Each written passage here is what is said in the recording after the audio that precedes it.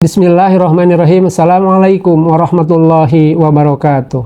Sahabat, selamat berjumpa kembali di program kami, program Sahabat Bertanya.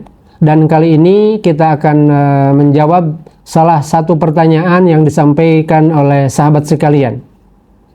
Atas pertanyaan ini, maka ada beberapa jawaban yang bisa disampaikan kepada sahabat semua. Yang pertama, bahwa kemaksiatan yang dikerjakan oleh seseorang itu akan ditanggung sepenuhnya oleh si pelaku. Kata Allah di dalam surat Al-An'am ayat yang ke-164, "Wala taqsibu kullu nafsin illa 'alaiha, wala tajiru wajiratu wizra ukhra." Setiap perbuatan dosa seseorang, dirinya lah yang nanggung. Dan seseorang tidak akan memikul beban dosa orang lain. Firm, clear. Jadi kemaksiatan seseorang tidak akan ditanggung, tidak akan menjadi beban orang lain. Itu yang pertama. Dan yang kedua, ketika kita menyaksikan kemaksiatan, menyaksikan kemungkaran, maka di situ kita ada kewajiban untuk menahan. Tidak lantas kita mendiamkan. Kita akan kena hisabnya di situ. Kuntum khairu ummat ukhrijat linnasi ta'muruna bil ma'ruf wa tanhauna 'anil munkar wa tu'minuna billah. Kata Allah dalam surat Al-Imran ayat yang ke-110 itu. Jadi kita itu adalah umat yang terbaik, ya, ketika kita mampu, ya, menyuruh kepada yang baik, kepada yang ma'ruf, dan mencegah segala kemungkaran. Yang semua itu kita lakukan, landasannya adalah karena keimanan kita kepada Allah Subhanahu wa Ta'ala. Nah, sahabat sekalian, begitu juga Rasulullah Shallallahu Alaihi Wasallam itu mengajarkan kepada kita, "Man ra'a minkum mungkaron." Barang siapa yang mendapati kemungkaran di depannya, maka kata Nabi, cegahlah dengan tangan, maksudnya dengan power yang kita miliki, sahabat. Kemudian yang kedua, kalau tidak bisa dengan power, karena kita tidak mampu, power kita lebih lemah dibandingkan dengan power si pemilik atau yang melakukan kemaksiatan, maka yang kedua adalah dengan cara lisan, dinasehati misalnya. Masih kalaupun itu tidak bisa, kata Nabi, ingkari itu semua dengan hati. Kemudian yang berikutnya, yang ketiga adalah atas pertanyaan tadi, maka apakah dampaknya terhadap kemaksiatan yang sudah dikerjakan oleh seseorang? Pasti ada dampak. Pasti ada dampak. Wa may yattaqillaha yaj'al lahu makhraja. Barang siapa yang bertakwa kepada Allah, kemudian senantiasa memperbaiki ketakwaannya, maka Allah akan memberikan solusi, akan memberikan jawaban atas berbagai soal-soal dalam kehidupannya. Wa yarzuqu min haitsu la yahtasib. Dan Allah akan memberikan rezeki dari arah yang tidak disangka-sangka.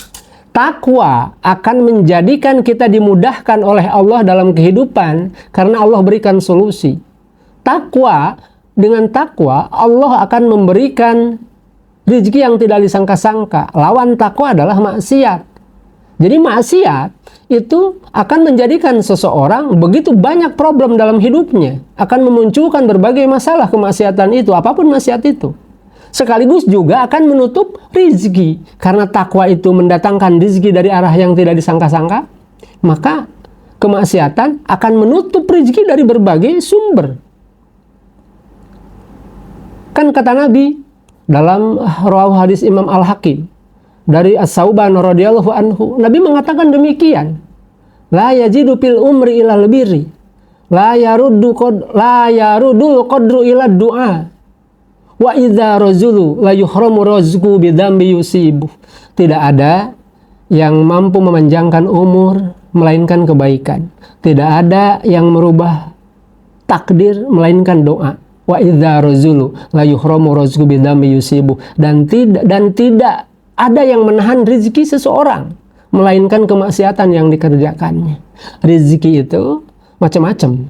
Bisa finansial, bisa hubungan sosial, bisa suasana keluarga yang harmonis, bisa kesehatan, bisa macam-macam, ya, banyak hal. Termasuk ketaatan kepada Allah itu juga bagian dari rezeki. Nah, kemaksiatan yang dikerjakan oleh seseorang maka pasti akan berdampak. Bisa pada finansialnya, pada usahanya. Usahanya masih baik, finansialnya masih kuat, mungkin dia akan dijauhkan rezeki dari merasakan manisnya iman. Yang dulu setiap malam berinteraksi dengan Al-Quran, sekarang sudah ditinggalin. Nah, itu rezeki ketaatan itu menjadi hilang. Meskipun rezeki finansial, kesehatan, masih Allah berikan. Kemudian yang terakhir, terkait pertanyaan itu jawabannya adalah, maka terhadap kemungkaran apapun di sekitar kita mesti hati-hati. Kenapa? Kata Allah dalam surat Al-A'raf ayat yang 96 itu, walau anna ahlal qura amanu wattaqau la fatahna alaihim barakatim minas sama'i wal ard.